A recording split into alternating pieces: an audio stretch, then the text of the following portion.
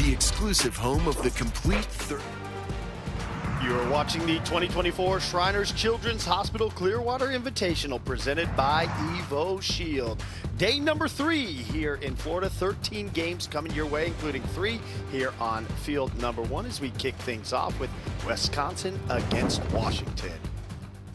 Thanks so much for joining us for day 3. Tyler Denning, 3-time national champ, Jenny Dalton-Hill. And yesterday we saw a really good day for Washington. 2 wins to kick off their invitational. For Wisconsin, they are still looking for their first win in spite of 4 very close games as we take a look at your impact players for the game, brought to you by Visit St. Pete Clearwater. I'm excited to see Olivia Bark back in the lineup for Wisconsin. Her last 2 games, she's been on fire, combined 5 for 8 with 2 home runs, and she's leading this team in batting average and stolen bases. Jillian Solis for Washington, an impact transfer that has settled in here in Clearwater, a 5 for 9 with a home run and solid defense over there at second base. Washington, very impressive. One of the only undefeated teams. There are 3 playing here in Florida thus far as we take a look at your keys to the game, brought to you by Shriners Children's Hospital. Wisconsin right now is sitting 0-4 in the tournament, but has led in every single game they've played. They have to let those errors be shored up here in this one and continue to swing hungry and score against Washington. Washington, on the other hand, a perfect 2-0. Keep the bats hot. They've got 27 hits in both games they've played. They just need to stay disciplined on the zone. Yeah, for Washington, 20 runs scored. Impressive across their 2 wins yesterday we saw against Kentucky and Minnesota.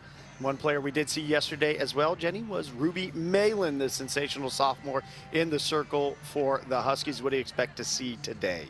Well, I love that they put Ruby Malin back out there in the circle this morning. She has experience. She played in the Women's College World Series for them last year in the circle. With that kind of experience under her belt, I love to see the kind of leadership that she has in the circle and have her get the ball in the first game of the day today. Lineup for Wisconsin mentioned winless here in Clearwater.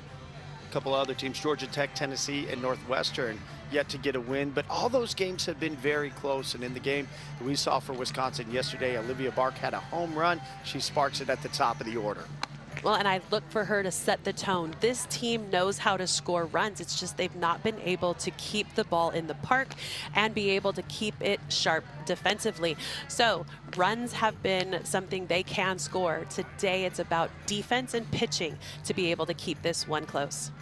Yeah, and as mentioned, I said for Washington, unbeaten during their time here in Florida. There are 3 other teams, Georgia at 3-0, LSU at 2-0, and Texas at 2-0. as well. We kick things off with Battle of Wisconsin and Washington. Weather expected in the area today. We're crossing our fingers to keep the rain off. It's expected this afternoon. Yesterday we saw Washington at a 6:30 local start for them in the morning against Kentucky, get an 8-1 win.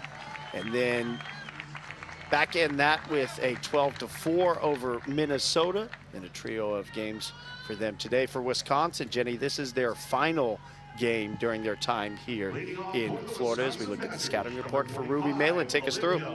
Yeah, she's got good velocity with a hard drop. She also has a good rise for a strikeout pitch and has worked on an off speed, but still needs development on that pitch. She's more settled in this season. I would not expect to see her go the distance in this game, knowing that they have LSU later today.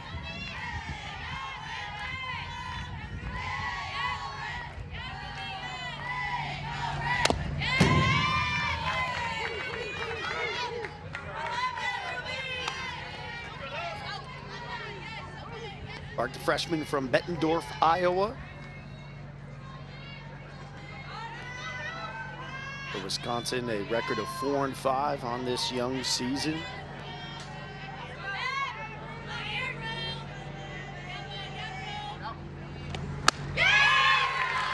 Bark has easily been the standout for this team. 7 of 16, 8 runs scored, a double, 2 home runs, 5 runs batted in. All here in Clearwater. faces an 0-2 count. Really challenging Bark on the inside, but you've already seen Maylin unveil that rise ball. Has really nice sharp break that comes in about belt high and then takes that jump up and over into the letters. Swing and a miss pitch for her.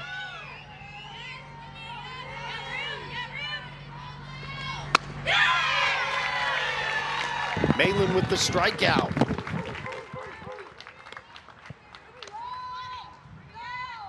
Batting second is number 22, Peyton Bannon.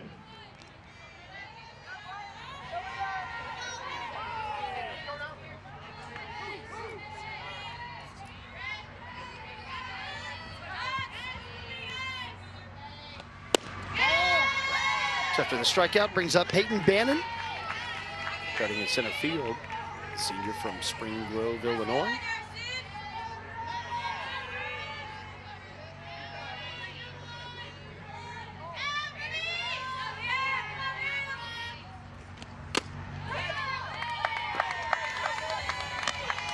Clips Bannon, who will trot down to first. Well, hitters have become much more brave in the box, wearing that arm guard on the lead arm. You know, you do not have to make an attempt to get out of the way, but I tell you what, without that arm guard, I don't think these players would be as brave.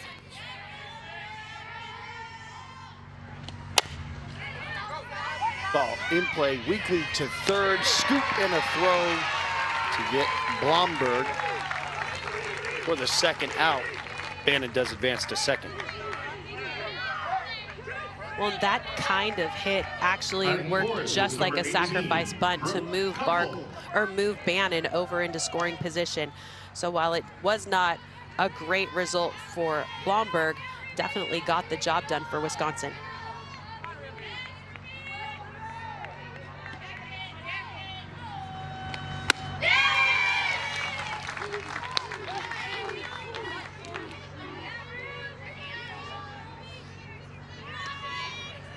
Rick Huffle Jr. from Crystal Lake, Illinois.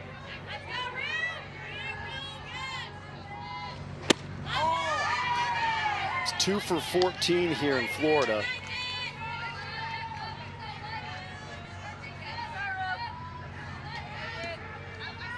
Second though on the team in hits with 10, average as well, even 400, 5 home runs, leads the team. 11 runs batted in, leads the team as well as Maylin goes up high. Okay, Jenny, this is what you've been talking about. It'll be interesting to watch with Maylin, the sequence here. 1-2, she's ahead. What do you expect to see pitch-wise? Well, she's been starting most of these hitters with a down and in pitch. She locates that drop really well, goes back with a strikeout up, or with the rise ball up. Pops this ball up, goes over to second. Solis there to make the grab for out number 3. Introduce you to the 6th-ranked Washington Huskies when we come back to Clearwater. 6th-ranked Washington Huskies will step to the plate for the first time here in the bottom of the first. Throwing to them, tasked with navigating this good hitting lineup will be Shelby Jacobson, sophomore from Chicago, Illinois. Third game she'll be starting. She's 0-3 on the season, 5.55 ERA. Jenny, what do you expect to see from Jacobson? I have fallen in love with Shelby Jacobson in the circle from the announcer perspective, but as a hitter, she's one of the most frustrating pitchers that I think that you could face, knowing that she is throwing with a ton of spin and not bringing a lot of velocity. It's that movement that gets very frustrating for a hitter, and the change of speed that she is constantly throwing makes it difficult to square up.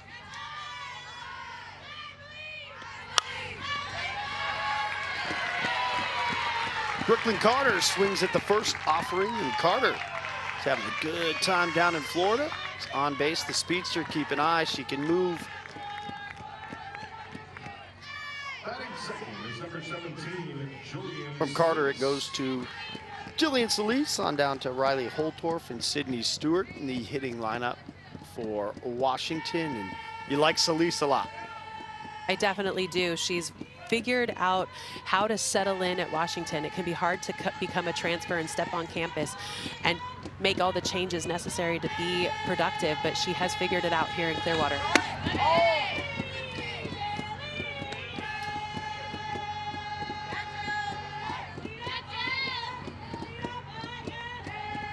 She's the graduate transfer from Corona, California, began her career at San Diego State.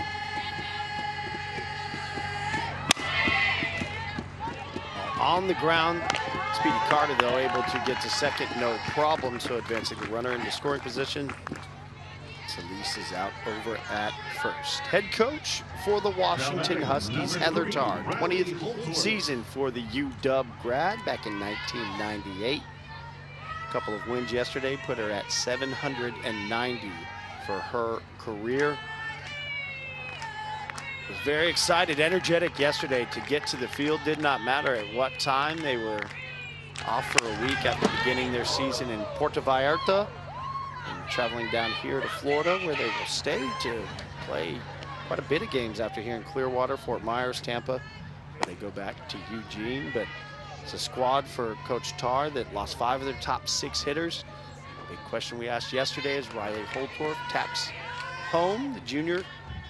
The 0-1 count was the offensive production. And so far it's looked pretty good. Is this deep to center? Quickly Carter will tag up and take third. So over 60 feet away, but 2 down. And what you saw in that pitch was Shelby Jacobson starting with an off speed, knowing that Washington was being aggressive early in the count. She comes at Holtorf with a little less velocity, got her to reach almost enough power to get it out of here, but a deep fly ball does advance the runner. The ball has been flying all weekend. Through the games on Thursday, Friday, the run production we have seen. You look across, have there been any 2-1, 3-2 type games? There have, just not on field one. Yeah. Sydney Stewart, starting catcher at the plate.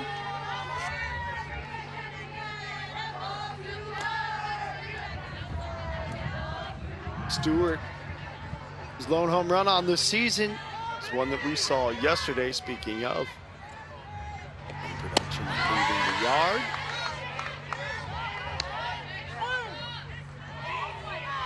Feeling down to first to see if she went. Umpire crew for the day, Destiny Robinson behind home, Liz Hammerschmidt at first, James Colsey at third. 3-0 count. Carter over at third. Ball 4.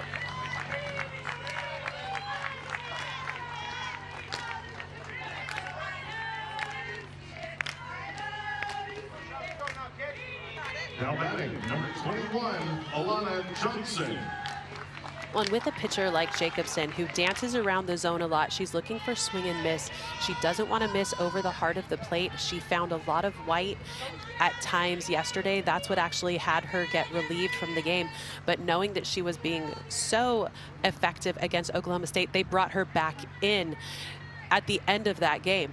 So being able to dance around the plate, make the ball move, definitely the MO for Jacobson in the circle, and Washington just needing to stay disciplined on the ball and hit a mistake rather than chase those off-speed pitches.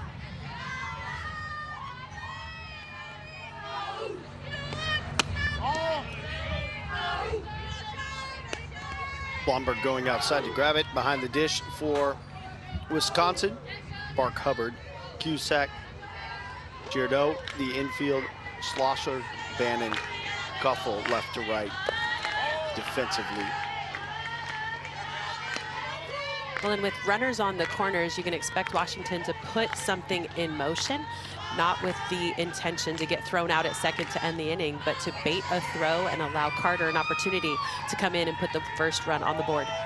Sophomore Alana Johnson awaits the pitch. This one is in play, over too short, long throw.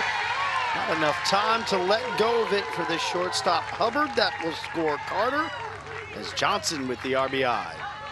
Well, Johnson was so far out ahead of that pitch that she got it off the end of the bat, but that's exactly what allowed this run to score. Deep in the 5-6 hole and wheels down the bases allowed her to get on and Carter to scurry home.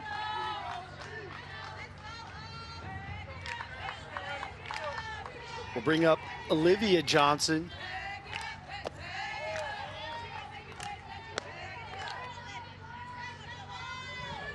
Saw her have a good day yesterday. 3 for 5 at the plate, 4 runs batted in, a double.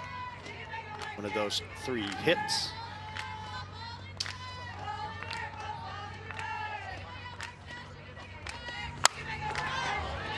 Puts a charge into this ball, out to left center field.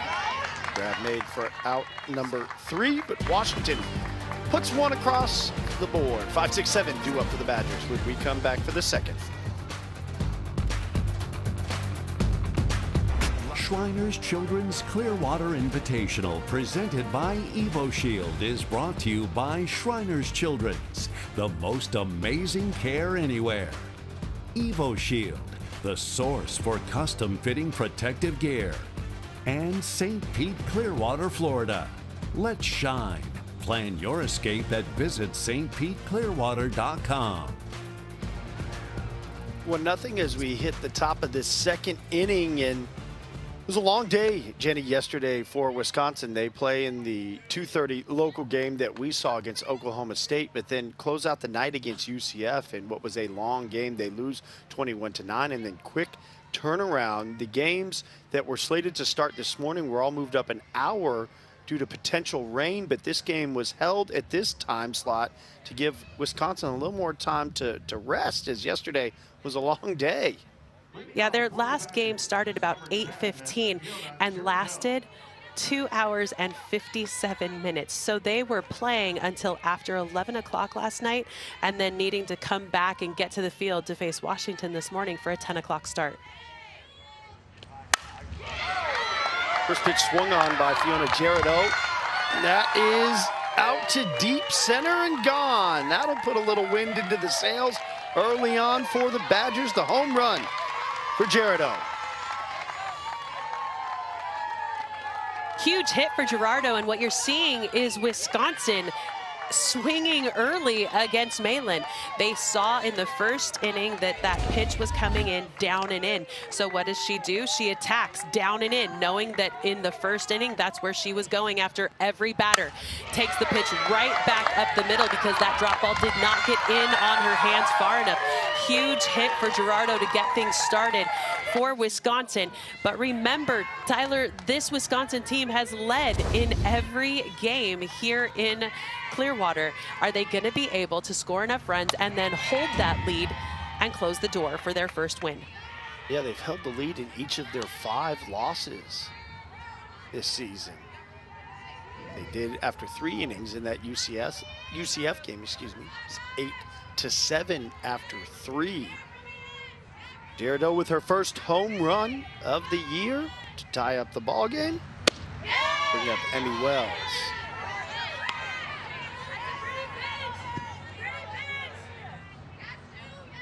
Junior from Valparaiso, Indiana.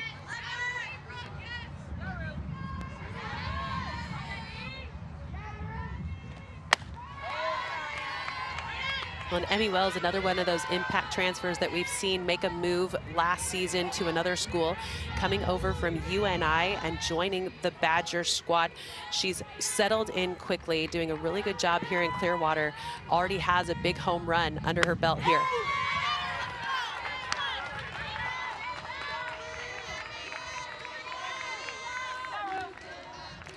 Wells on the season, 7 hits, 3 of those home runs. 10 runs batted in. She's 3 for 12 here in Florida. Rolls this one over to third. Long throw by Fiedler for the out. Well, that's a tough defensive play over there at third base because the ball was taking her momentum away from the throw all the way across the dish. So as she gets this, she covers the line very well, but then has to gather herself and throw a strike all the way across the diamond. Really good throw to get the out.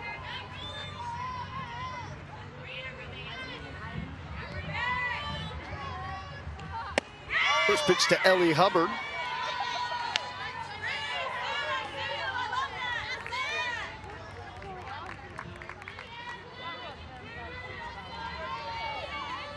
You're from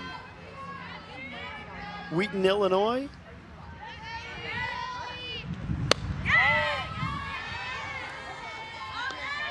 Stewart behind the dish, trying to pull that one up into frame. Not fooling Destiny Robinson.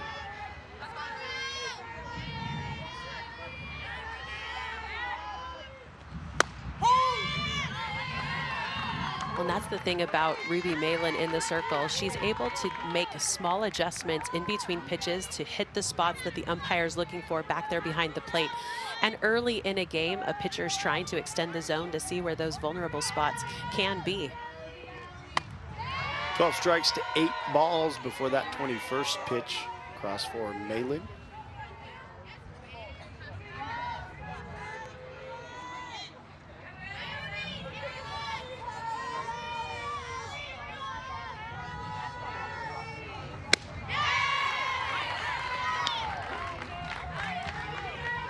I like that big hack, knowing that she's got a strike to play with, and Malin delivering with a lot of velocity. That's the kind of swing that can produce a home run, but now with a count that sits full, she's got to be a little more careful. Goes back for the strikeout pitch. Sits down Hubbard. Malin is one of 3 freshmen last year to throw over 200 strikeouts. Molly Schlosser. And it's that rise ball that is the strikeout pitch. It's so hard to lay off of as a big swinging hitter, and so if she can get you to climb the ladder, she is going to expose you. Malin, third-team All-American as a freshman last year, named to the USA softball watch list. She begins the at-bat to Molly Schlosser. To first-team All-Pac-12, all-freshman team as well, NFCA All-Region team. 204 strikeouts, 18-7 record, 2.14 ERA.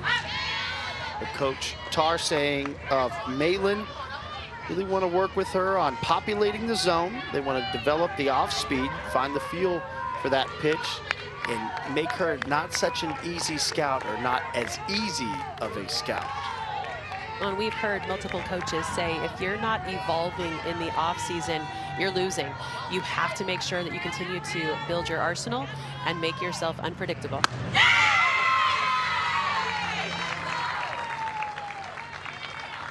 It was a big inning for Wisconsin, able to come away with a huge hit to put them on the board. They've evened it up in one swing. Gerardo's first home run of the year, and we sit even at 1.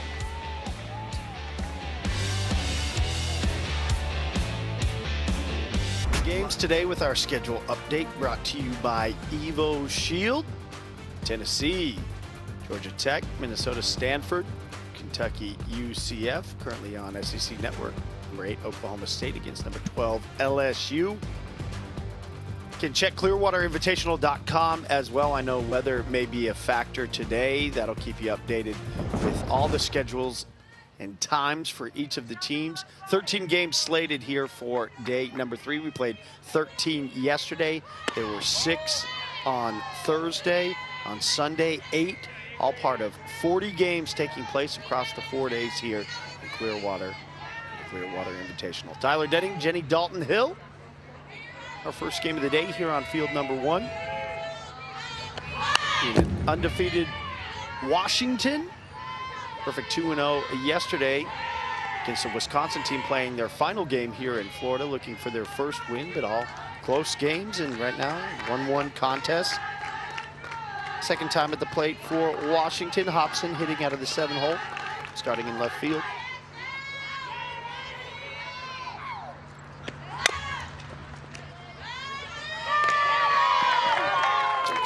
Jacobson gets her to ground out to third. Well, slappers are known for barrel control, but that was played perfectly over there by Olivia Bark on the hot corner to cut that off before it got to the shortstop.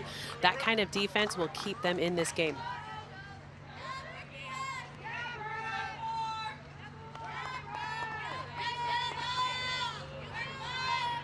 Brooke Nelson, the batter for Washington.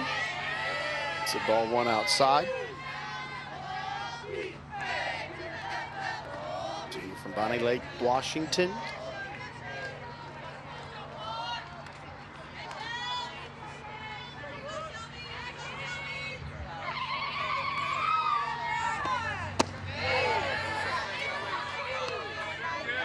Seven hits on the season. One for extra bases, a double.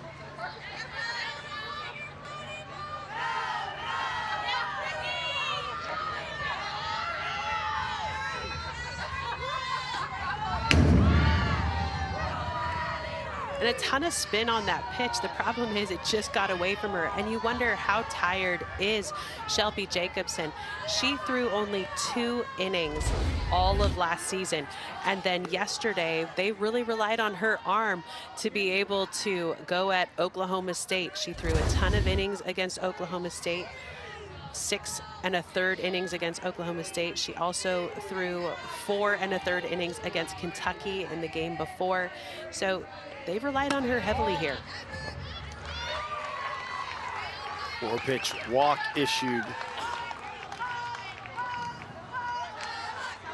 Well, in each of the walks that she has given here today have been 4 straight pitches. So just being able to settle in those batters to make sure that she is ready to go.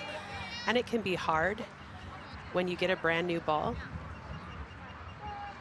And with the weather that we've had in Clearwater, it can be difficult to find a grip at times. And when you are a spinny pitcher, you've got to make sure that you have that grip.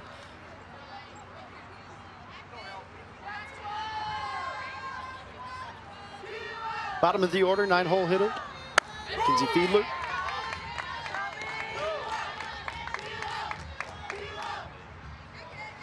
From Lee's Summit, Missouri.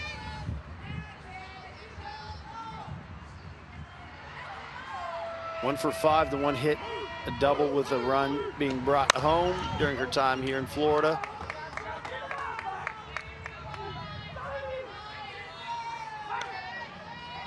Well, she's a true 5-tool player sitting down here in the 9 spot. If she is able to get on, she flips the lineup back over to a ton of speed and power at the top. But with Fiedler down at the bottom of the lineup, she's got a lot of tools to be able to be successful.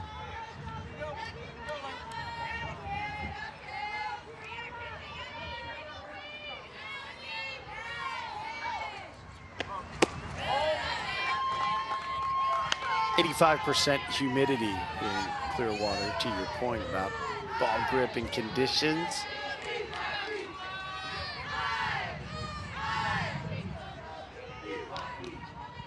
Keep an eye, action clock on our score bug you see ticking down. That is in play, as this ball is as well. And dropping to the ground in spite of the efforts out in center field to make the grab by Bannon. So Fiedler puts 2 on for Washington. Back to the top of the order for the Huskies. And when you face a pitcher that doesn't have a ton of velocity, you have to supply all the power. And in a 2-strike swing, there's times where you shorten up just to make sure you get to contact on all pitches close to the zone. Because there's not a lot of power in that hit, falls in for a base hit and flips the lineup over.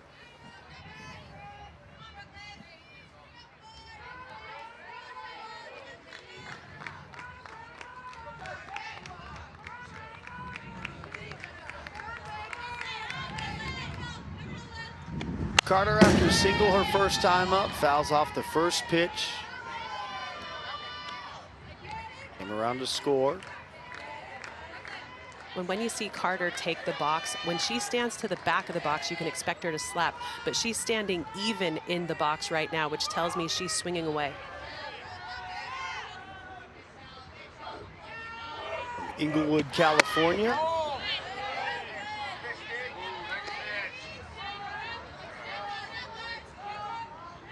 That's the hard part about defending a player like Carter. She can drop a drag, she can soft slap, she can hard slap, she can swing away. But any kind of hint that you can grab from where she's standing in the box as a middle infielder helps you play her defensively. Goes down the bunt, will bring up the pitcher. Jacobson, the runner, safe. Speedy Carter down to first, beats it out. And that's what makes Carter so hard to defend, and especially with the amount of rain we've gotten in Clearwater. It hasn't rained anything out, but it's made the field very soft, which helps those slappers to be able to get a little bit better touch on their short game.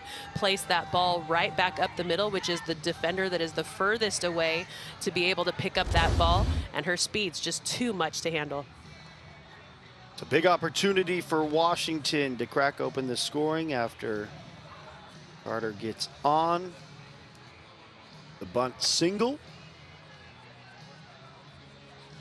Well, and with one out, Washington now having a conversation about how to play this. Bases are juiced, everybody's gonna have to go, but with a ball in the air, you should see everybody tagging, getting ready to advance on a caught ball to the outfield. With the kind of power that Jillian Solis has, who is now up to the plate for Washington, you can expect her to try to put a charge in one, drive this ball deep, and put another run on the board. See Wisconsin head coach Yvette Healy there. 14 years at Wisconsin, had 393 wins coming into this weekend.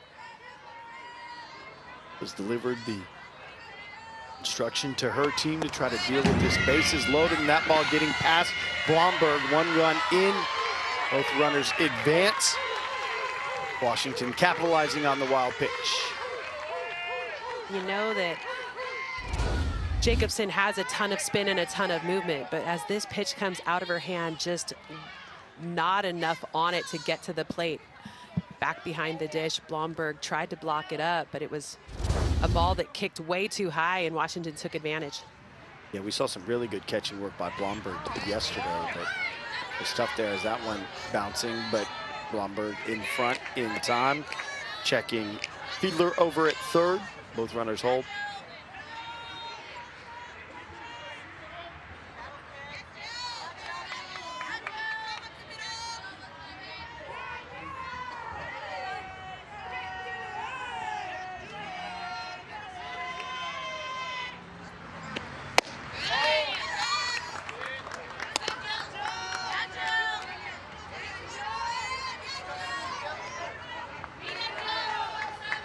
Solis on the season, 6 runs batted in. Tied for the team lead. Opportunity to break that tie.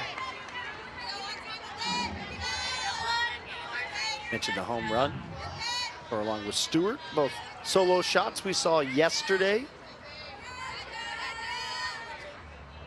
So choose wisely your spot. 3-1. Ball right at first. Runner is safe.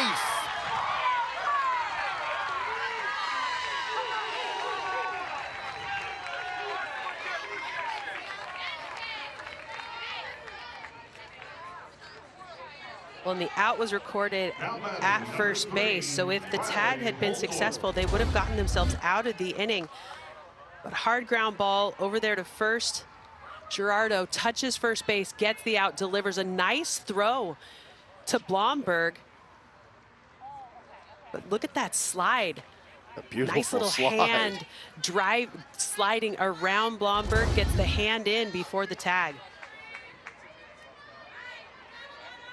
Fiedler just getting behind and tapping just out of the reach of the catcher Blomberg to make it 3-1.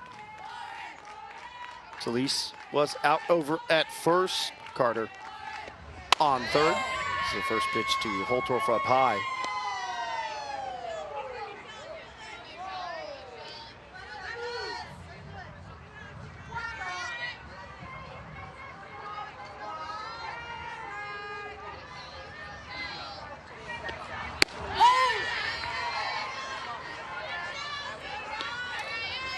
It's that changeup that Jacobson relies on to be able to disrupt timing, but she has to locate that on the corners. If she leaves that pitch big, Washington will be able to capitalize, but they won't attack that pitch typically until they've got 2 strikes.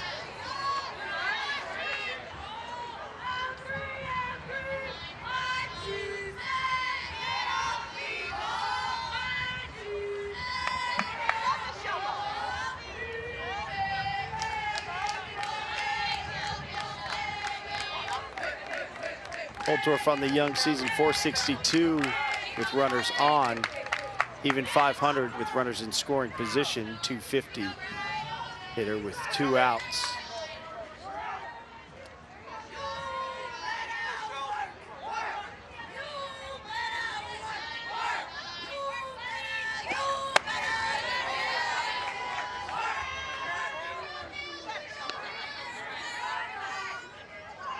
Holtorf, see what she's done thus far. All freshman team in 2022.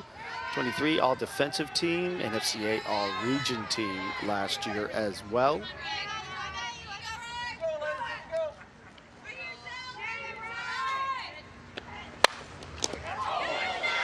That one a hot shot over to third. Nice job by Bark defensively, but 2 more runs on the board for Washington. They lead 3-1, 9-1-2.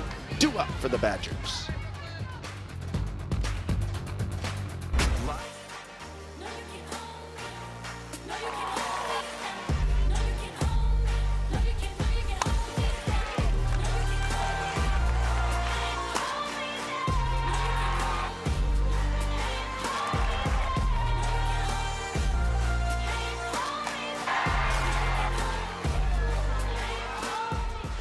Plenty of fun being had down here in Clearwater. Jenny, what stood out to you the most across the games that we've seen action thus far?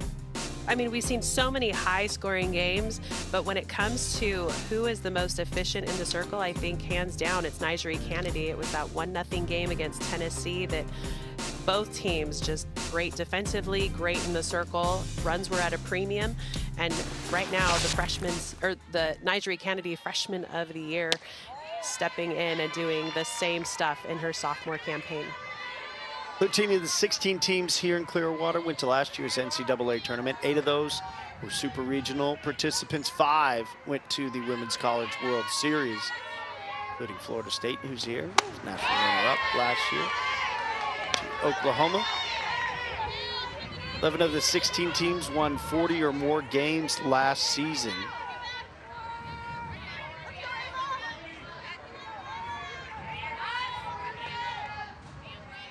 Malin back out into the circle. She's thrown through 3 or fewer pitches to 4 of the 8 hitters she'd faced. 26 total pitches prior to this at-bat beginning, 17 for strikes, 7 swings and misses. You see the out distribution, 3 strikeouts, 2 on the ground, 1 in the air. Well, and the reason she's been so efficient is because these Wisconsin hitters were swinging early in the count. They were trying to attack early, and Malin was taking advantage of that. Now a much more patient approach in the 3rd inning by the bottom of the lineup. Cusack able to draw the walk. So first walk given up by Malin, and it looks as though Wisconsin has maybe changed their tune and their approach in the box.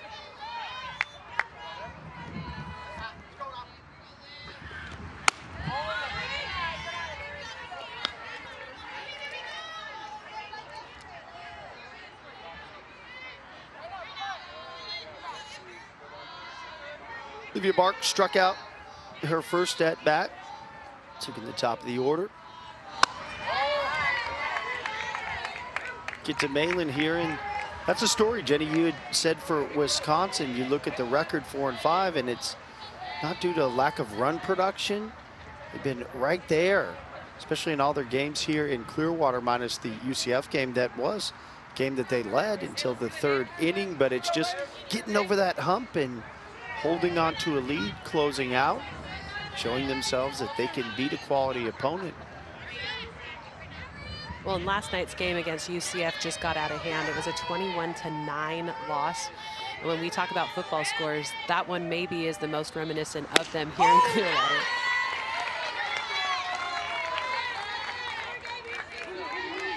They've scored 6, 5, 5, and 9 runs across their 4 games. And unfortunately, they've given up 7, 6, 9, and 21. Those are all football numbers right there. Touchdown, 2 field goals, 3 field goals, 3 touchdowns. Well, and this Wisconsin team knew that they would come into this tournament the underdog. 2-2 pitch, swing and a miss. Malin sits down Bark.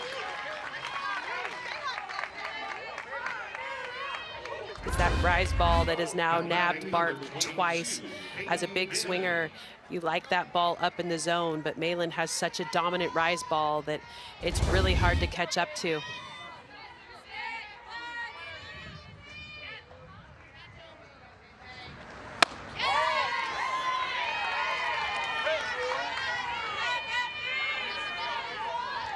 Peyton Manning was hit by a pitch her first time up, and to your point, Coach Healy knew that the competition level would ratchet up from who they played to begin their season. Figured she'd learn a lot about her team as that ball trickles foul.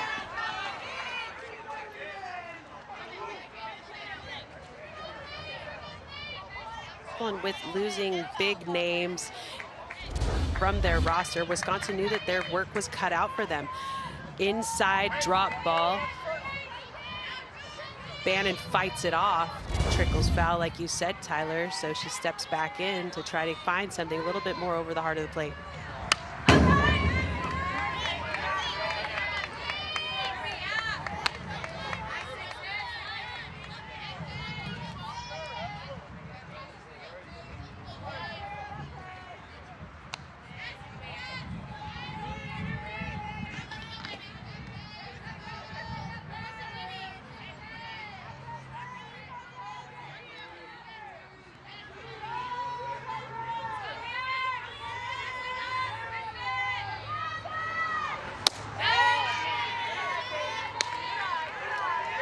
Well, if anything, this Wisconsin team definitely has seen the areas of their game that maybe need to be tightened up as they head into conference play.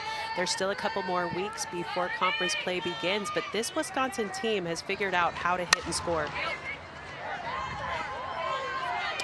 The ball foul.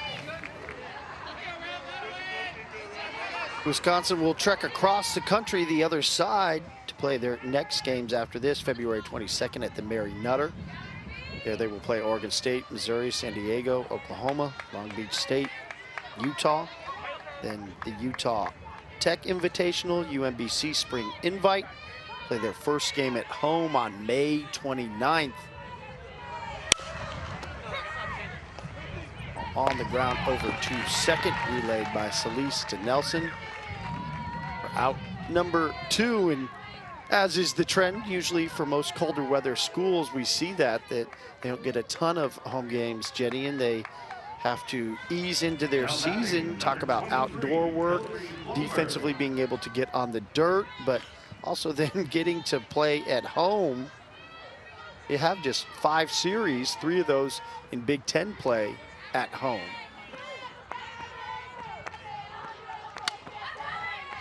Well, it's almost comical, though, Tyler, that you say they ease into their season, because here in Clearwater, they've played a gauntlet of a schedule. And next weekend, heading to Palm Springs, they've got Oklahoma.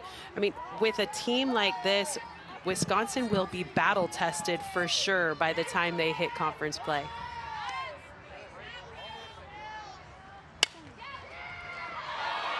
Ball over to second. Nice play by Celise, diving to get the 3rd out of the inning. Celise may have had a slow start to the year, but she has settled in with absolute dominance, finding her bat and bringing in those web gems. She's a big pickup for Washington. Hi, everybody, and welcome to Clearwater. 40 games in 4 days. Way back and gone! What a play! Struck her out! Back it goes! Out of here! This is the place to be in February. Action all throughout the day, weather permitting. Rain, stay away from us here in Clearwater. We want to bring you all these 13 games, part of day number 3, stacked field. 5 teams from last year's Women's College World Series, including this Washington team. Jenny, though, that has retooled a little bit, losing 5 of their top 6 hitters. We talked that yesterday, mentioned it today, but in that changeover, bringing in a new face as well on the coaching staff in Victoria Hayward. Coach Tarr really liked the synergy that they got in that exodus of players that had graduated, moved on, but then bringing in a new voice, empowering Coach Hayward to really take the reins for the offense. Well, that transition came at the perfect time with so much turnover. It didn't take a lot of explaining to re-teach, perhaps, swing mechanics that might be a little bit different from the Hayward style to their previous coach.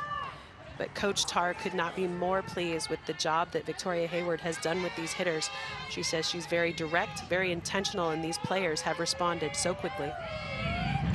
1-2 pitch is outside to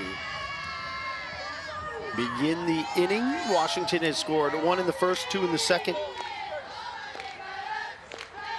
Stuart Watt, first time up.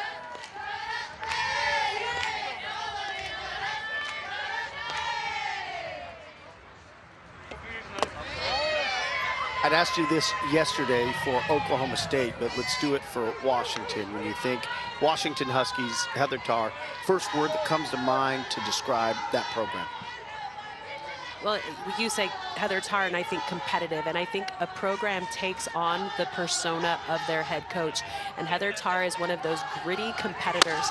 I remember playing against her at the Women's College World Series back in 1996, and she was one of those players that I did not like to see come to the plate because she was so good at just being competitive. And so when you see her standing over there in that third base coach's box, she is one of those coaches that I would get nervous facing because she thinks the game so well. She is always encouraging to her players and really just one of those coaches that builds up while holding players accountable. Yeah, I had asked her what this group brought that was unique to all the others that she has coached, and she thought about it for a sec and said, hey, they're going to play Husky softball. Followed up and said, what does that mean? And I think that goes to exactly what you were just saying, that competitiveness, taking on that persona, the expectation for a program that hands down the reins, and the success that they've had. They had been to the Women's College World Series 15 times, last being 17, 18, and 19. They missed a couple of years before getting back in 23, 29 NCAAs all time. Our team last year went 44-15, finished second in the Pac-12. Runner going in safely is Stewart. So after a check from Blomberg, the runner does advance via the steal. Well, when you've got a catcher with those kind of wheels, we talked with Coach Tarr about the run game of her team. She said, it may surprise you, but Stewart's the third fastest on our team. Expect to see her in motion. So with a good dirt ball read, she's able to take advantage of that and get herself into scoring position.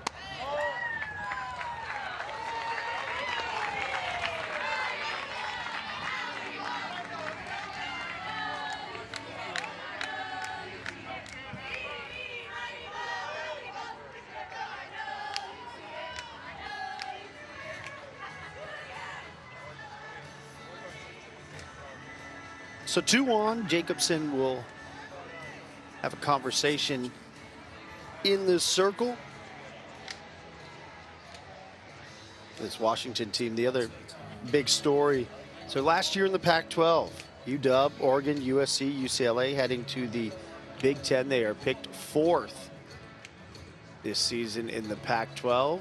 You also, Jenny, have highlighted the USA national team coaching experience for Coach Tarr and what that's allowed her to do within the collegiate game, but expanding on her coaching repertoire as well. Well, and if you take it back to her playing days, playing in the Women's College World Series as a player is much different than coaching there. So having that experience as a player definitely bode well for the program as she came back in as an alumni, knowing that experience, then taking them to their first national championship in 2009. And that kind of gritty competitor that knows the game from the inside and from the coach's box is able to lead Team USA in a very balanced, organized, and structured way that is hopefully going to bring gold back to the USA in 2028.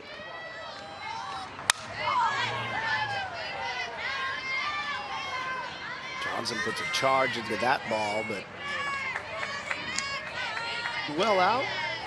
She talked, Coach Tarr, to us about the experience as well, that Yeah, you're losing a lot of experience, but you have experience within the program that now is getting elevated. And players, especially those that aren't full-time starters, Jenny, you know, are always asking for more playing time. And coaches love when they can say, hey, here you go, here it is. And time to go make the most of it. What do you got for me? Well, and maybe that's the bigger testament to what kind of coach is Heather Tarr. When her players are not starters, they sit loyally behind the player in the spotlight, waiting their turn to be able to take the bat in their hand and do damage themselves. So while a lot of players around the country who do not get playing time their freshman and sophomore years enter the transfer portal, you don't see that happening at Washington. They like their experience and they wait their time to be able to then take the field as upperclassmen ready to participate and really make an impact on the program. 0-2 the count. Jacobson to Olivia Johnson. This ball is in play into the glove. Beautiful play at short by Hubbard, trying to double off at second. Stewart, but some leather at short. Well, and the kind of timing required to make this catch so important at shortstop. Not only did she have to have a nice little drop step to be able to get the right angle to get this catch. I love that shuttle pass over to second base to Cusack. I think they had the out, but with no video replay here in Clearwater, Stewart gets the advantage and is able to stay at second. Yeah, we've seen the look on a couple players' faces across the course of these days of, hey, can we look at that? And no video replay, unfortunately, this weekend. Avery Hobson steps in. Going back to the pitcher, Jacobson over to first. The ball getting past Girardeau, so one run across for Washington is hustling around as Stewart from second to make it 4-1. Well, and speed is the thing that makes this play develop for Washington. Number 4, Brooke Nelson. Because as Hobson goes down the line on this one, the throw has to be rushed because she's getting down the line so quickly, and that rushed throw gets away. It's not a terrible throw. It's not a great throw, don't get me wrong. It's a catchable ball, but that's a very difficult play to make over there at first base on a throw down and away. It does get away, and another run is able to come across for Washington. So the error will be charged to Shelby Jacobson on the throw, and we will have a new arm in the circle as raindrops begin to fall down here in Clearwater. 4-1 contest, bottom of 3.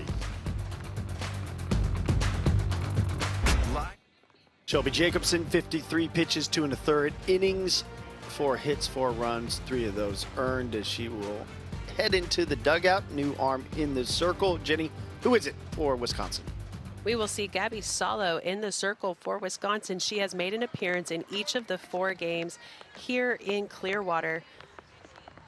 Been a reliever in 3 of them. She did start the Kentucky game through an inning and a 2/3. But this pitching staff for Wisconsin is something that is very fluid at the moment. No ace has emerged. But when it comes to the playing conditions, it looks as though we're going to need a towel based on the rain that is starting to fall, knowing that the grip is so important to be able to keep those fingers dry, keep the ball dry, to be able to feel the seams. So Salo, her scouting report, she's got really good upspin, but that spin will need to have a dry towel in her back pocket. That ball glancing off the mask of Destiny Robinson behind home is the scout you were mentioning for Salo. Yeah, she's got that upspin, rise, fastball, curveball, and screw. So she hits all 4 quadrants. Will keep it down with a fastball. Doesn't necessarily have a drop. She's added it this year, and the changeup continues to improve.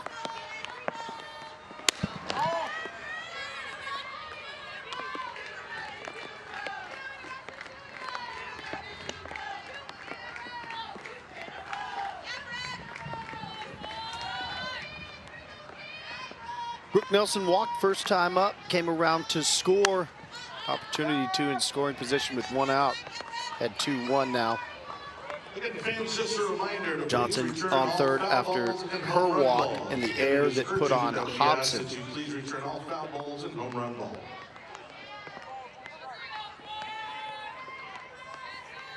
There's the no souvenir, no fun message. Well, Tyler, I think what we're going to find in this game is weather is going to become more of a factor. These pitchers need to have grip. Salo is a pitcher on staff that has the most velocity, but spin is such an important part of a pitcher's game. You don't want to leave it flat for big hitters.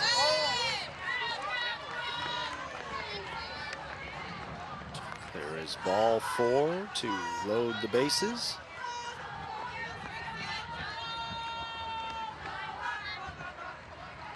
Now batting number 20, Kinsey Fiedler.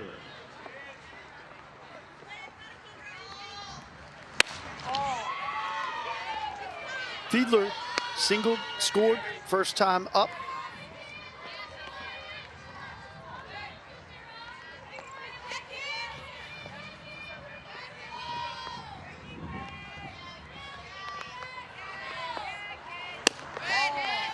Jenny, you know plenty about the pack. I don't know about that fourth place pick for Washington. That may be a little light on the Huskies. You know, I understand with the returning production, but based on what you know about the rest of the conference this year, how do you feel about how the Huskies could be competitive? Well, I mean, honestly, preseason picks don't mean a whole lot, knowing that when you've got a new team like Washington has, kind of players that have not been in the spotlight, it's hard for those other coaches to predict where they will fall. I think Washington's going to give a good run to be able to get that last Pac-12 title. But those preseason picks are fun for us announcers here to stir up some controversy and talking points. 2-1 pitch is laced into center field. One run is across, second being waved. The bat of Fiedler puts 2 more to the score for Washington. 6-1. Well, and something you have to remember, as the rain falls, the grass will hold that water. So throws coming in from the outfield can sometimes get a little crazy. Driving this ball down, being a line drive hitter in that situation, so important. You want to take advantage of a ball that can hit the grass and create some crazy throws. And so good job by just driving this ball right back up the middle, not trying to do too much with it and take advantage of scoring opportunities.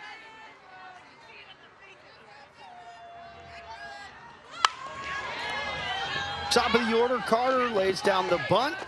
The throw is in time, but one more across is Brooke Nelson back home. Make it 7-1. Ton of speed at the top of the lineup, gets her job done, scores another run. Right now, Washington just executing so well, hitting for power in the spots where they have runners in scoring position, able to put down small ball and push defenses to execute. Toulouse takes the ball, and that's something we saw from Washington yesterday. Probably expect to see it across the course of the year. Every facet of the game seemed very solid. Great offense, really solid defense. Pitching in the circle, seem to have all the elements they can put together. Really good team.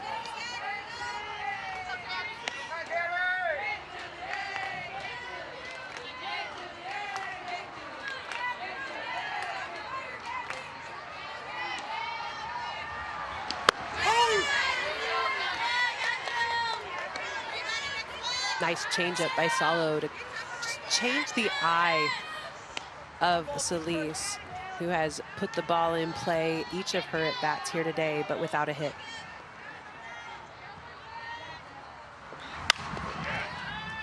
Celise puts the 1-2 on the ground to second. Cusack makes the throw to Judo for the third out, but Washington scores 4 more. We will speak with their head coach, Heather Tarr, when we come back.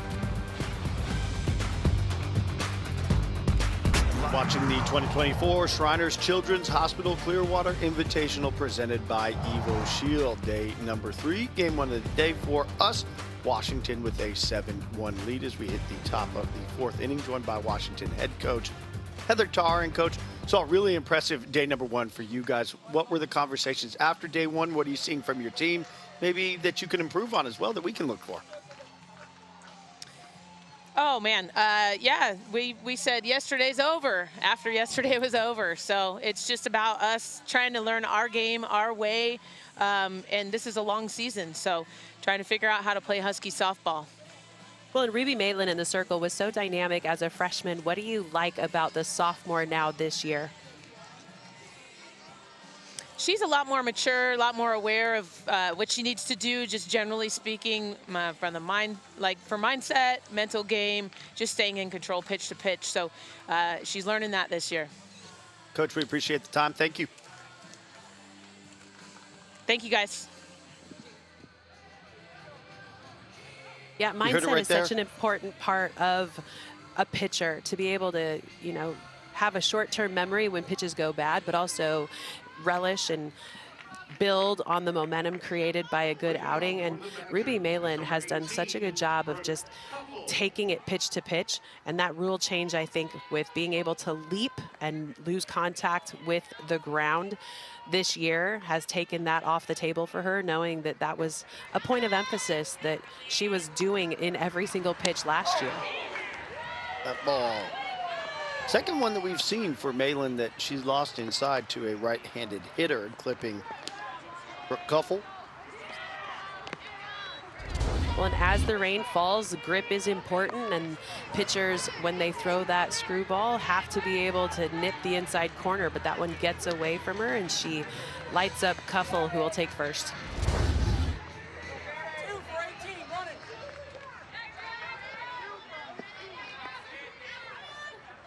Danielle Lucy, freshman from Cottage Grove, Wisconsin, will come in to run for Kuffel.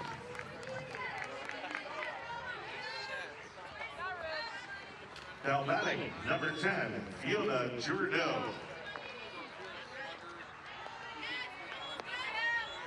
Fiona Girardeau had the home run in her first at bat.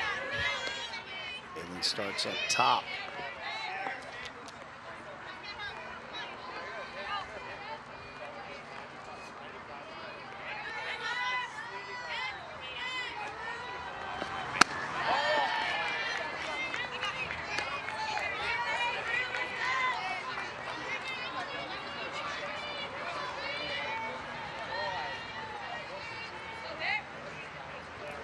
Yesterday, her first at bat here today was a big swing that on a pitch that had velocity. Ruby Maitland had been attacking every hitter down and in.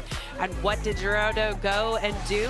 Oh, you know, just attack the pitch that Maitland had started every batter with that last half inning.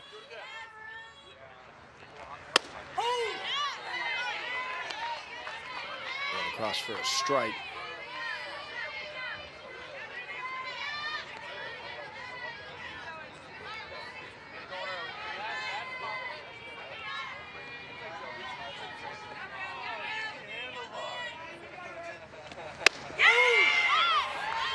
That right there, the pitch that she did hit for a home run. But in this at bat, we've seen the rise ball get called for a strike. So as the count sits even, I would expect to see her go back up to that rise ball, try to get the swing and miss.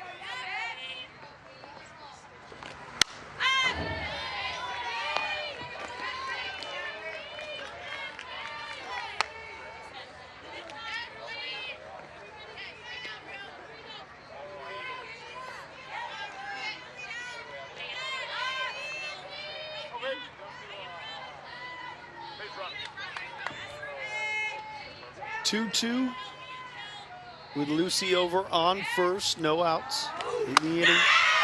Up top for the strikeout. That rise ball is so hard to catch up to. I mean, to be able to attack that pitch, you have to start with your barrel and your knob above the highest point you think it will go. As soon as you lose barrel below the knob, which is the piece right below your hands, as soon as you lose that barrel, it's all over.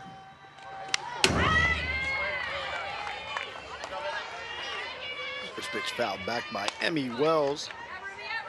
grounded out to third. At bat number 25, Emmy Wells. First time at the plate.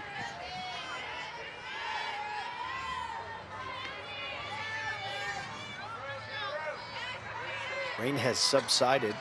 We were joking with Coach Tar before the interview about the weather. He said, no, it's just fine. You're very much used to a little bit of drizzle.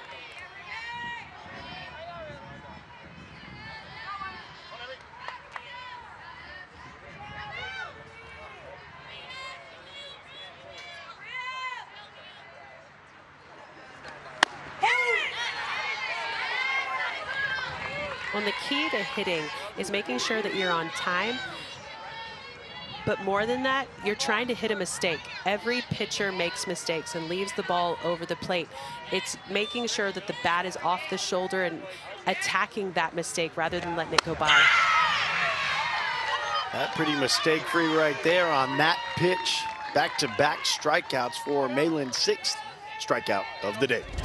Well, and the issue for Wells in that situation is she let the mistake go by without swinging it in the pitch before.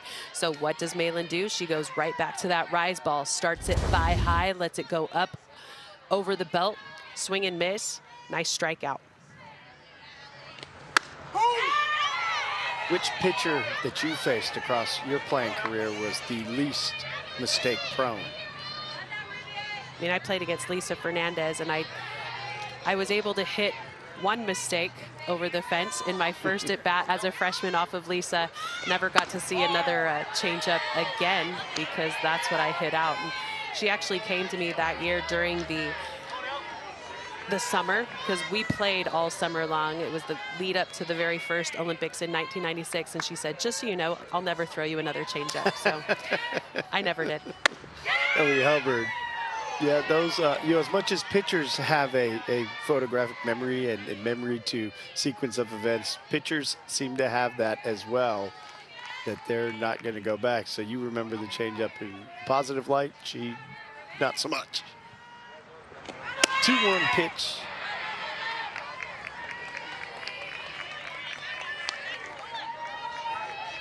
Nice little SB over there to be able to pick up on a ball that gets dropped in the dirt. But when the dirt gets wet like this, you do not slide. So I would always be going in feet first. As she went in head first, she did a little bit of a beached whale heading into second, knowing that there's no sliding happening on this dirt that is now a little sticky from the rain that we're getting. Yeah, it's like a cartoon skid. You go for it, and it's just hitting the brakes. Or lack the pitch thereof. Runner, yeah. Danielle Lucy gets over into scoring position. Coach Tar was out speaking with home plate umpire. Not sure what the conversation was pertaining to. Any idea there? Well, the catcher went back to the dugout, and it looks like she got a new glove. I don't know if on the last play she blew up some laces and needed to then go get her replacement glove, but that's what that pitch right there was for, needing to just test in a new piece of equipment. So not a ball, not a strike, no penalty to anybody, just making sure that the new piece of equipment was ready to go. So Hubbard back into the box at 3-1. Cross for the strike to make it 3-2. So you can see that the laces at the bottom of the glove broke, and so that's the need for a new glove now back behind the plate for Stewart. Malin throwing so hard, she broke the leather. There is strike 3. Trio of strikeouts for Ruby Malin. 3-4-5 will be due up for her team. We'll speak with Yvette Healy when we come back.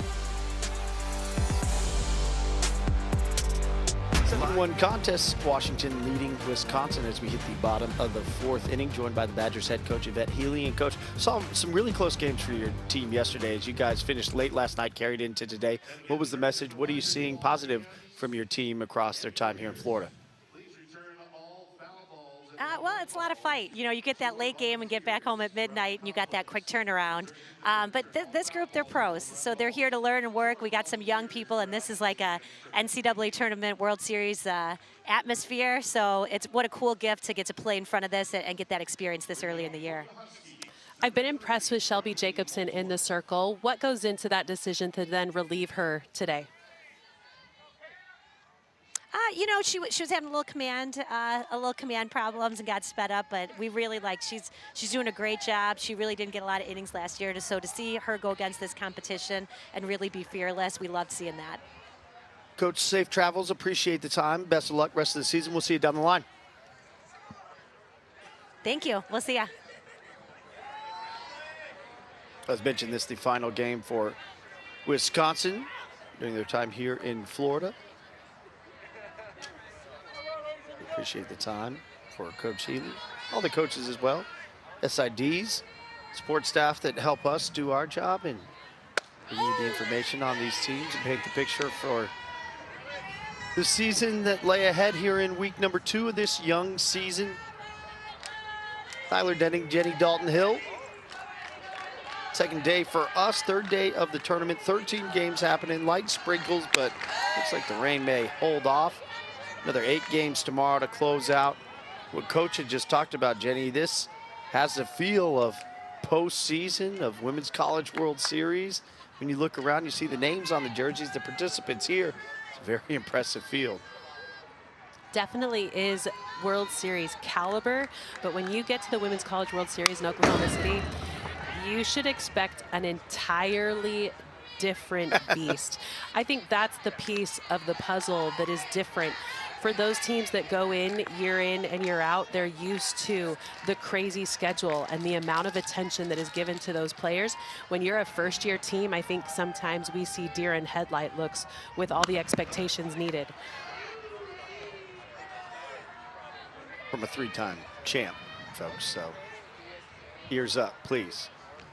Well, more than anything, when you step into the Women's College World Series, not only do you have all the emotions of being in the national championship tournament, but the amount of fans that you get, the improvements that have been made to that stadium in Oklahoma City, you are playing in front of more people than you've ever played in front of. You're playing in front of a crowd and the noise that you've never played in front of before. And then you add in all the TV pieces and the interviews that are required and the photo shoots and the press releases and the media needs. It is overwhelming for a first-year team in the Women's College World Series.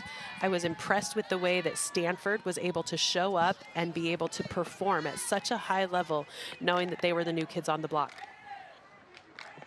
Yeah, now especially, you contrast this time of year, there's still a lot going on. College basketball, getting in the swing of the other spring sports as well, but come Women's College World Series time, all eyes are on OKC. It's nestled into that nice little pocket of everything else is calmed down and a lot of focus on what's going on in OKC.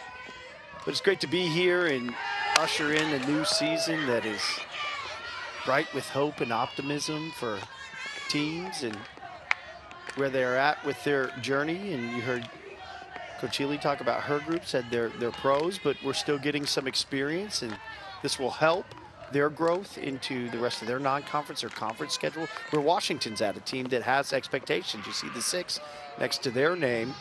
It's the 8th pitch of the at-bat here. Salo up top to Holtorf, but the expectation of, hey, we were there last year, and you want to get back there. And it may not be with players that had huge starting contributing roles, but they at least got to experience that. And you want to feel that again. 2-2 is in the air.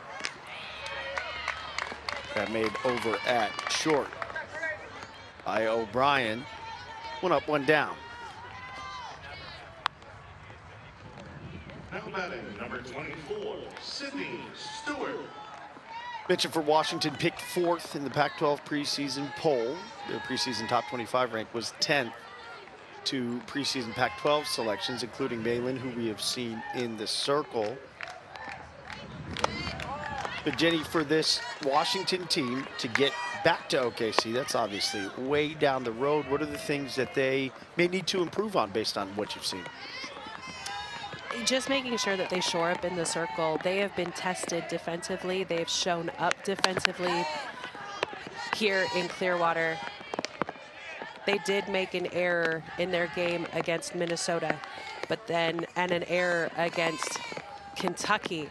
But those things are just hiccups that happen in the beginning of the year with players in new positions. I mean, you could see that Washington has figured out how to swing it. They are putting up runs in bunches. Today will be a test as they enter some weather. Are they going to be able to brave the elements and continue to put up big numbers and let that offense shine? Zero pitch across for a strike, and you can bet for each one of these teams in the Pac-12 that they want to go out knowing that they were the last Pac-12 champions in this iteration of the conference. Obviously, it's evolved, so those conference games are going to be very fun to watch, and they're going to be hotly contested. Rain is picked up. That ball not picked up quite enough in the zone to register a strike, as Stewart will trot down to first. Well, the Pac-12 calls themselves the Conference of Champions. I'm curious if they're going to be able to come away with one more champion at the end of this season before the Pac-12 is no more. Were you texting with Bill Walton over there? You know, he always manages to Conference of Champions every time. Well, but honestly, I played in the Pac-12. I know how hard it is to compete in that space, and it breaks my heart to see that coming to an end. Here that fields 8 and 9, so our neighbors are in a delay. We obviously are still playing here. ClearwaterInvitational.com. If you're watching, that's going to be your best resource along with us. We'll keep you live updated best we can for what's going on weather-wise and how the schedule's being impacted. Want to obviously bring you as many of the games and as much action as we can, weather permitting. So keep it locked with us. We'll keep you updated. Check the website as well. Conference of Champions. I fear we are headed towards a delay as well, knowing that Salo in the circle is struggling to find a grip, and if a pitcher is unable to get a grip, that's typically the indication that the game needs to be halted.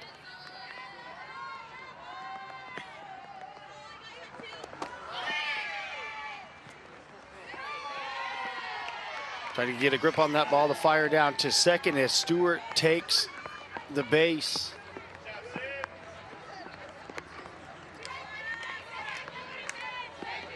Alana Johnson with a 3-0 count.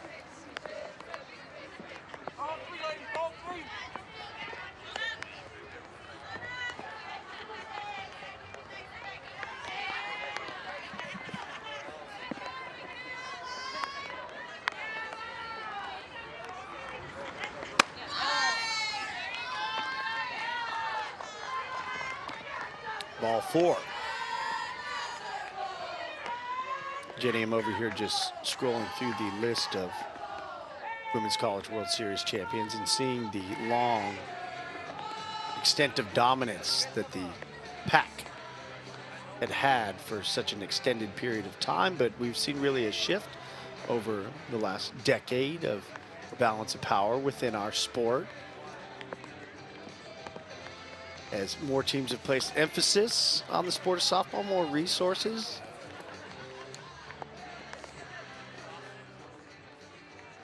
Well, in my last year playing in the Pac-12 was 1996, and when you look at when did the SEC begin a lot of their programs, it was around that time.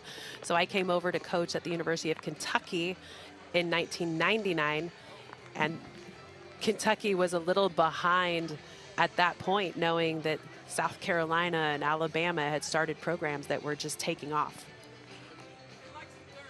A lot of crimson and cream in there for Oklahoma. That has definitely been the story in the game, the dominance, the Oklahoma Sooners in the program that Coach Gasso has here in Norman and what they're doing. But game is in a very healthy state. I feel like, I mean, you've committed your life to the game of softball, but you look around, you see how many people are playing, how many eyes are on the game, the resources that go behind the game. Look no further than what we're bringing with the 40 games here across these 4 days, and game is in a really good place in that regard.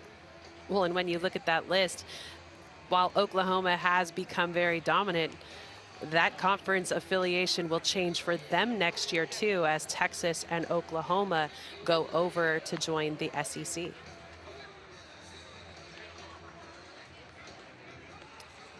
Yeah, that's a major talking point that everybody will have in the back of their minds. And conference realignment, these two teams will be conference foes now. It's going to be interesting to call a conference game between Washington and Wisconsin down the horizon. Coach Tard talked about that she said she's, I don't think really going to deal with that until the schedule comes out, and they're dealing in now. They want to enjoy the time that they'll get with the knowns and where they will travel in conference play.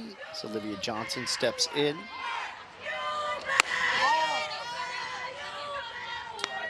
They'll begin their Pac-12 slate at home against Arizona State. They go to Arizona after that. UCLA, Oregon State at home, at Oregon, then at Cal. Stanford they get at home, and then close out at Utah. Quartet of teams going to the Big Ten: Oregon, UCLA, USC, Washington. Teams going to the Big 12, Utah being one of those.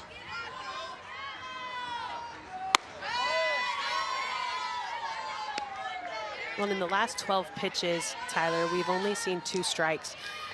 So sometimes it's a grip issue, but sometimes it's the cleats getting bogged down with a ton of dirt, so they're not able to push off as hard. They're not able to get that grip on their land foot. So it's not always grip that's just the issue. Yvette Healy, actually, that was the first thing she asked her when she got to the circle. She said, "How are your cleats?" Those cleats get filled with mud, which takes away the ability to grip the ground, which is their primary purpose. 3-1 pitch. Ball 4. Yeah, usually, Jenny, you'll see a tongue depressor, right? Sometimes that'll come out that, that's the scraper. So, yeah, you see it at the it's not doctor's office? sometimes. It's not sometimes you see it. Usually the trainer is asked, like, hey, bring out the sticks, because everybody needs them. Because it's not just that you lose grip by not having those cleats exposed, but the dirt is so heavy under those cleats that it makes it really hard to move. Is there a reason that it's always a wooden tongue depressor? Like, there isn't another tool that's been designed yet to be a specific scraper of cleats? I think it's probably just because it's disposable. Why carry around a metal stick when you can Fair just enough. use the tongue depressor and throw it away? Yeah, also it's biodegradable. I mean, they're wooden, so if it does get left on the field on the off chance, it's just left a stick out on the field. Looks like we'll have a change in the circle for Wisconsin. So with the bases loaded here in the bottom of the 4th inning, Washington already up 6.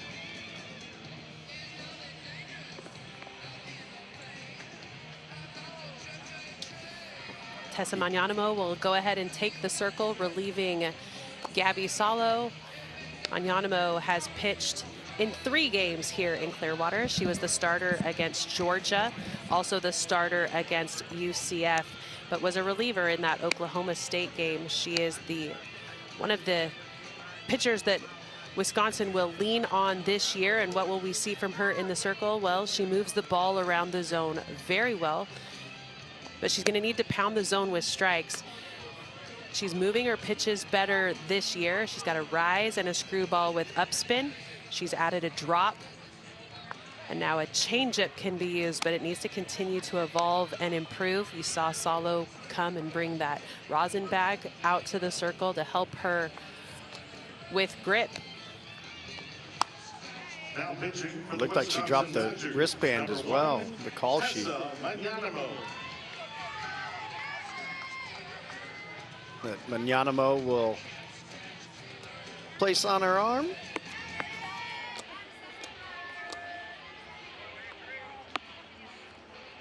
So bases loaded, Stewart at 3rd, Alana Johnson 2nd, Olivia Johnson 1st. All 3 of those reaching via a walk. So how much of that is grip, control? We'll see if Magnanimo can navigate the strike zone as she throws to Hobson.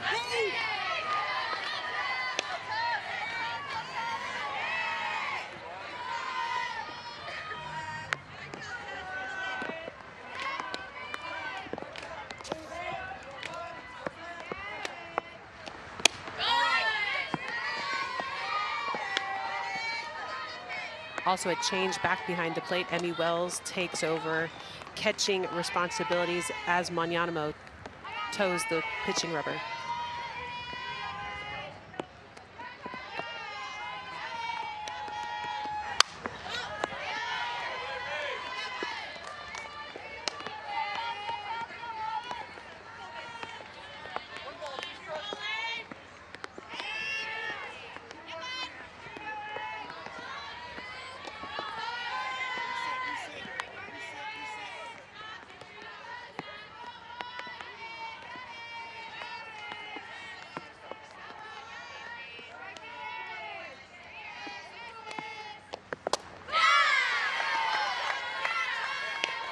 Down low, strike 3 for out number 2.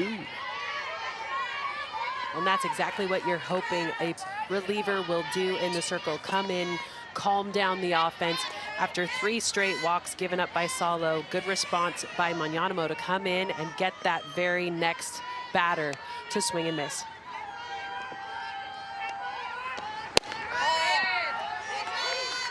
At bat for the Huskies, number 4, Brooke Nelson. Brooke Nelson has reached both times. She stepped in the box, both via walk.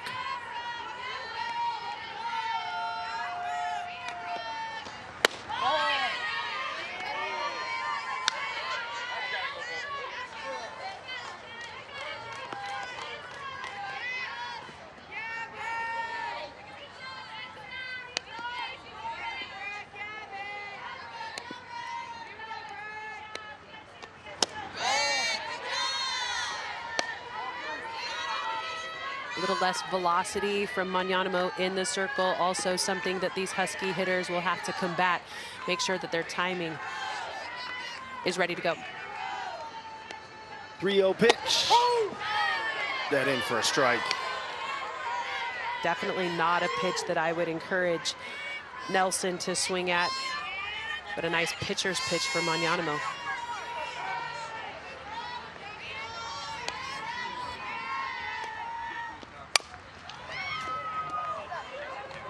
Oh, shot foul.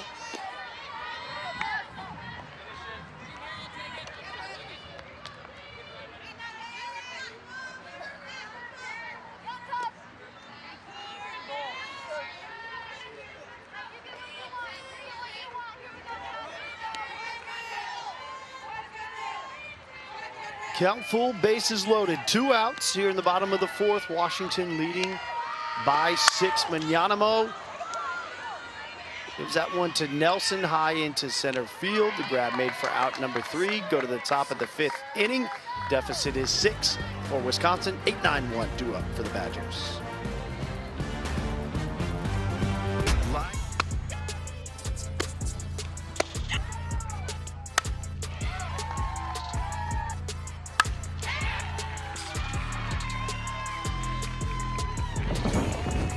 Today's game track brought to you by Evo Shield. 7-1 contest, 5 hits for Washington. 4 runs coming in the 3rd inning. And in the circle, it's been Ruby Malin, who you see back out there warming up across the 4 innings. Jenny, what stood out to you thus far in this contest? Just impressed with the way that Ruby Malin takes the circle. Those 7 strikeouts have been very dominating. She did give up that 1 home run to Fiona Gerardo, but other than that, she's been spot on in the circle and does not have to compete with the falling rain the way that Wisconsin was having to in that last part in the bottom half of the 4th. Yeah, this rain has been very sporadic. It turns on, turns off. But just look at the draw as to when you step in.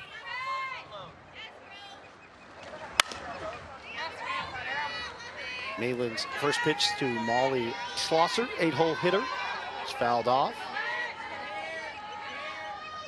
And I think it was Malin that we were watching pitch the other day that had that big, long inning and then came back a little bit of a struggle to take the circle again. And so after an inning that had some weather, some timeouts, is she going to be able to step back in and still be tight on the zone?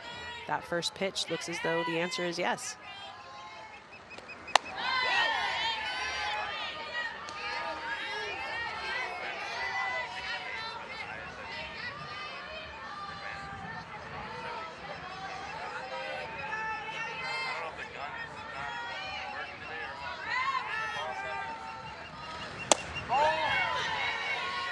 There was that big scoring inning from Washington we saw yesterday. I think it was nearly 18, almost 20 minutes that Malin had sat down. That then just falls upon the pitcher to get back out there and feel warm.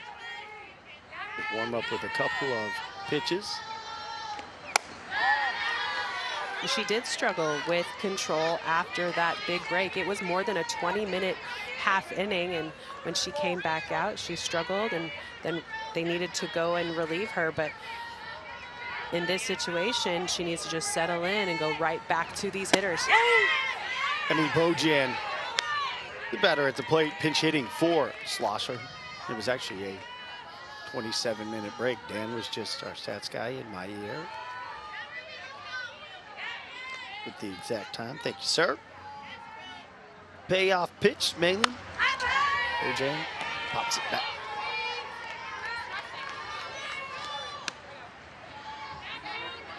Well, learning to navigate those long innings is something that definitely needs to be addressed early in a season. You want your offense to have innings like that, and so you have to figure out what you need to do to stay ready and sharp to come back into the circle to support that big advantage that your offense has been able to give you.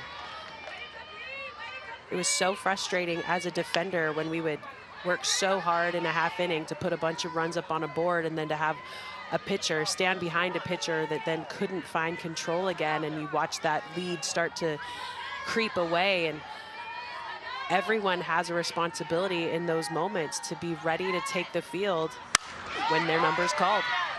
Bojan bloops one in behind second. Begin the inning for the Badgers.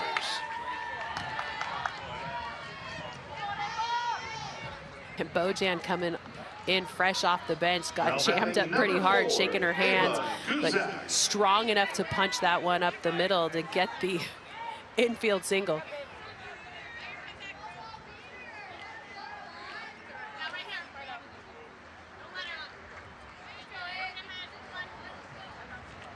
To bottom of the order with Ava Cusack. Walked her first time in. Pinch running at first base for the Badgers. Number 13, Eden Echevarria. Eden Echevarria be the pinch runner over at first. Freshman from Antioch, Illinois. So pinch hitter, pinch runner.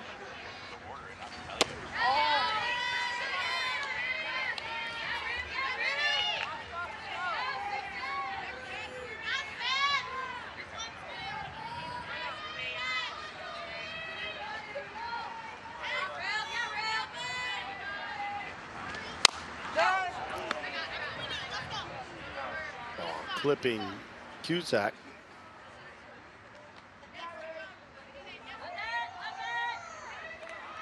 Man, I feel all the feels. It's been, gosh, 30 years since I've done this, and I still feel the pain of driving that ball off that front leg. And it's hard because you have to create a solid front side to get that big, hard drive off of the back leg. So luckily, the umpire giving her a second to be able to walk that one off. Ball is fair. Relayed down to first for the out. Take us through what you've seen from Malin working in the circle. Malin's been efficient. She loves to use that rise ball for the strikeout, and that's what she's been using in this game.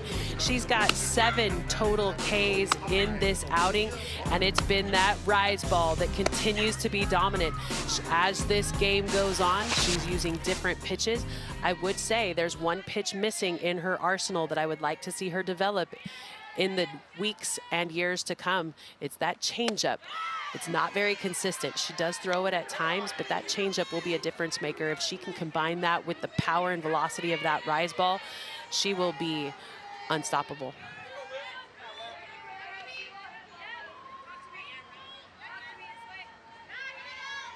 Already off to a phenomenal start in her career, Ruby Malin, the accolades as a freshman to be named as a third-team All-American, but then that just brings a whole weight of expectation, and hey, you gotta best that or build upon it, but the building blocks are there, and obviously a bright piece for the future of Washington softball. Future is now, too.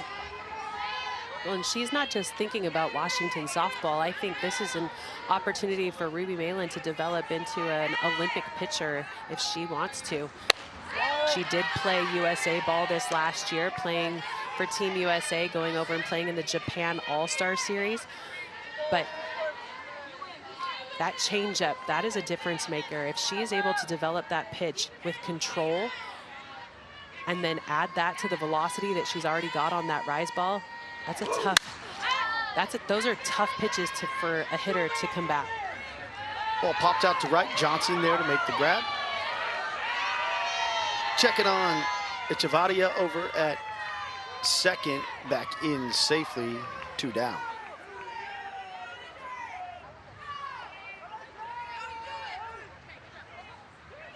Now batting number 22, Peyton Meylan.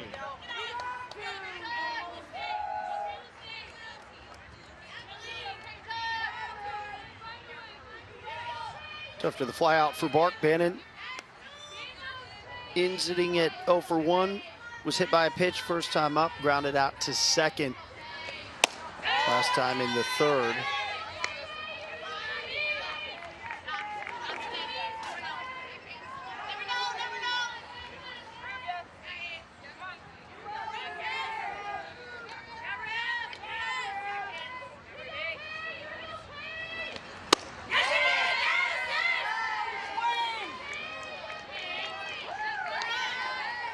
Asking on the swing.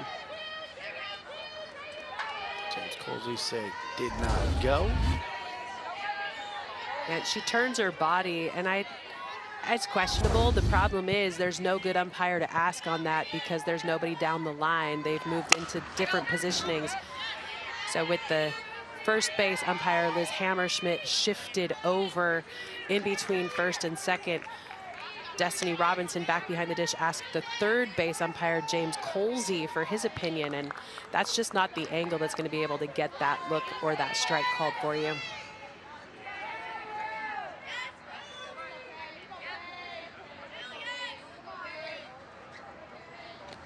2-1 pitch, fouled back.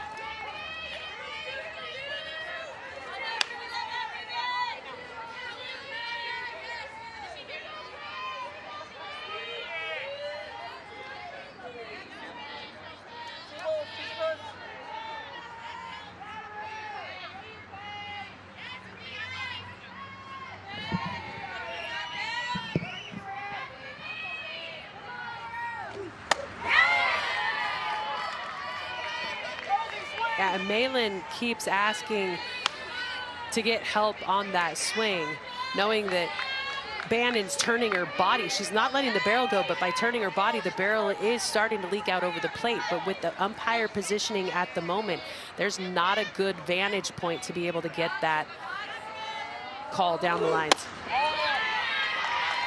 Yeah, did the home plate umpire Robinson once again to Colsey to look at such, but now Meylan have to recover after issuing the walk that puts 2 on, pushing Echevarria. 23, Hillary Blomberg.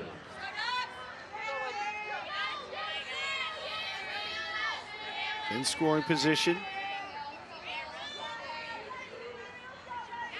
Blomberg, 2 ground outs.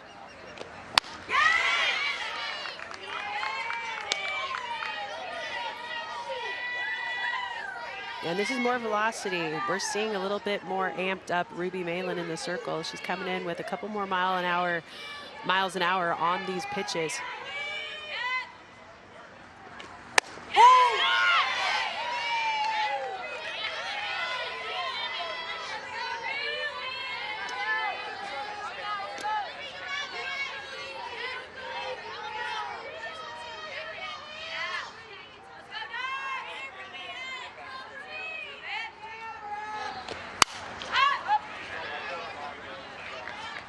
Up in the center, Brooklyn Carter makes the catch. 7-1 it stands. Bottom of the 5th inning, 9-1-2. Due up for the Huskies.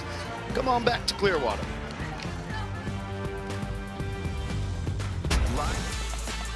Over on field 9, a great one between Oklahoma State and LSU. Two top 15 teams, Jenny, that ends like that for Oklahoma State. LSU walks it off. Yeah, Hannah Carson, that 2-run single gives LSU the big walk-off win over Oklahoma State. See the Minnesota Golden Gophers warming up. It'll be our next game, actually next 2 games for us here at Field 1 against Stanford. But LSU, undefeated. Clearwater 12-8 against Georgia Tech. Northwestern winning by 1. And then the walk-off against Oklahoma State. But we get to see Minnesota. 30 minutes after the conclusion of this one, Washington with an opportunity to conclude this one as we are now in the bottom of the 5th inning. The Huskies leading 7-1. Couple more runs would institute the run rule. It's the last game of the Invitational for Wisconsin.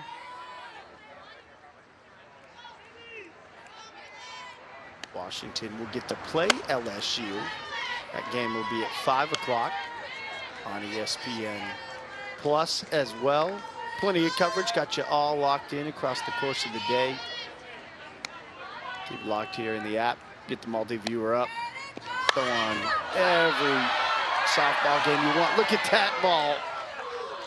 Bounces in. It's Carter, the bat control, but then bounces foul. And typically, this is a ball you want down on the ground. But with everybody charging hard, Carter got away with a sneaky little attack that could have gotten her in big trouble. Goes foul, keeps the at-bat alive.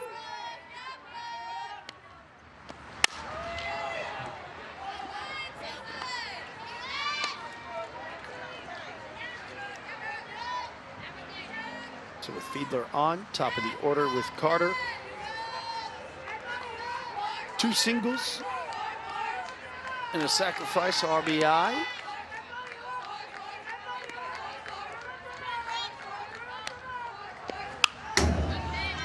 Is fouled back. Yanamo still in the circle for the Badgers.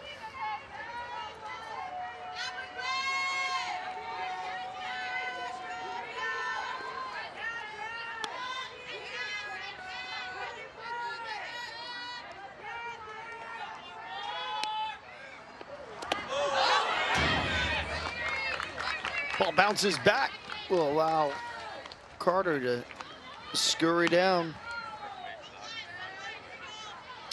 No, and with first base occupied, Carter is out, but with the ball in the dirt to the backstop, it gives a chance for the advancement of Fiedler. So Carter plays it off well. It is a swing and miss with strike 3, but first base was occupied with less than 2 outs, which means Carter is automatically out. So Carter back into the dugout in scoring position. Fiedler over at second. We'll bring up Jillian Solis.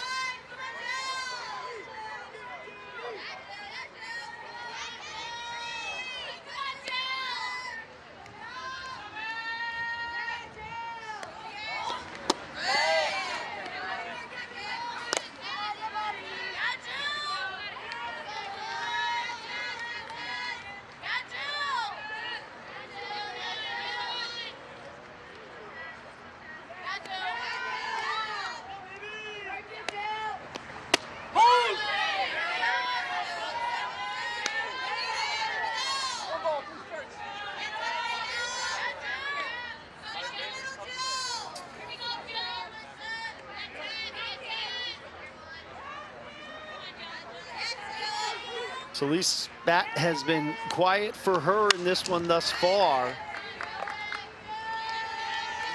Trio of ground outs to short, first and second. Does have an RBI that came in the at bat in the second.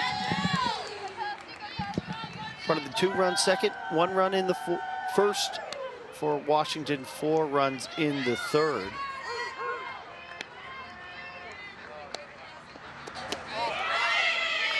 Ball Ball bouncing in front of Wells at home. Fiedler will advance to third. And while Fiedler's run is important, Washington right now is actually hunting 2 runs this inning, knowing that they can get that run rule win if they can get 2 runs across in the bottom half of this inning.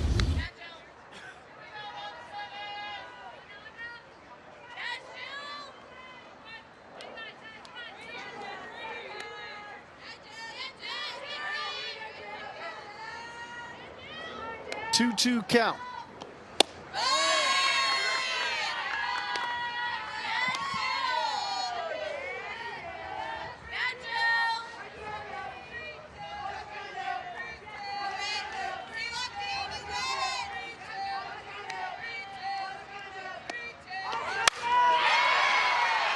That ball laced out to the wall. Across is Fiedler. Solis stand up double to make it 8-1 Washington.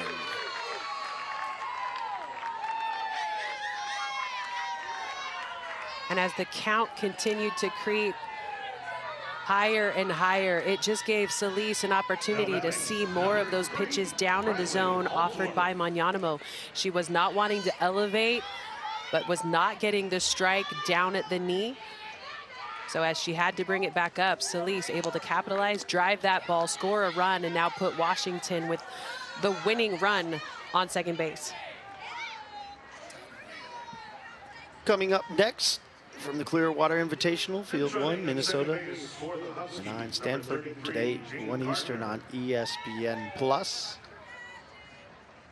for 17. 33 for 17.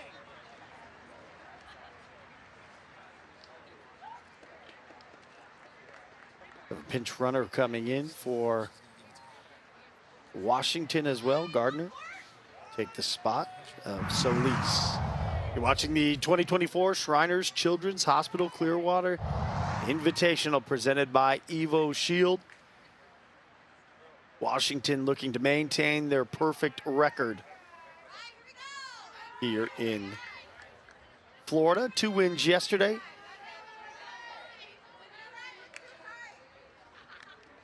Five and 1 on the season. Their lone loss coming against Oklahoma. That was in their season beginning tournament in Puerto Vallarta. It was 4-3 in extra innings.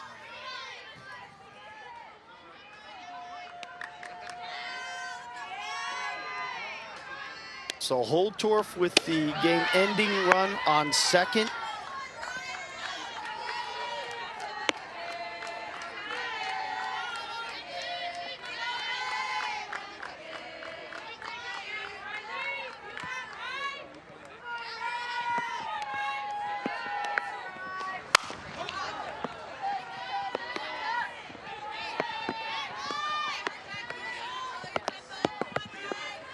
Holtorf hitless in this contest. Flew out to center field in the first inning. And a ground out in the second to the left side. And pop out to short. 3 runs batted in on the season for Holtorf.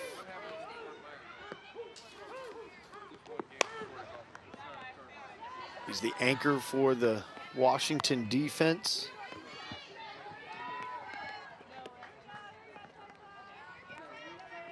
Area they feel really good about. And Denny, it's been a pleasure to see this Washington team and get a look at a team that we will most likely see running further down the line into the NCAA tournament, potentially back in the Women's College World Series for back-to-back years. That remains to be seen on what this Husky group can do. And we've heard it firsthand. You guys have as well from Coach Tarr. Focus on playing Husky softball, you can tell. It's not her first rodeo, 20 years into the game. Keeping her team focused game by game, pitch by pitch. Said, yeah, yesterday was great. You guys can talk about it. We're already on to today. 0-2. Magnanimo loses it in the dirt. Over to third. Pinch runner Gardner takes it 60 feet away from it in this game.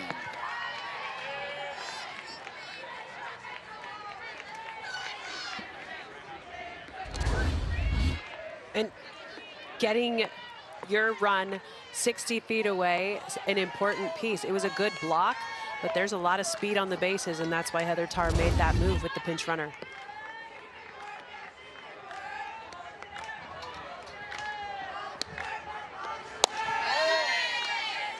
Well, as a hitter in this situation, you've got to know your role.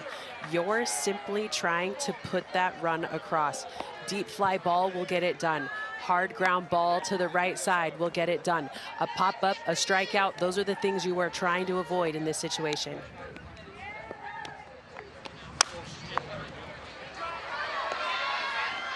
That ball drops in, so the run will cross. Gardner across to make it 9-1.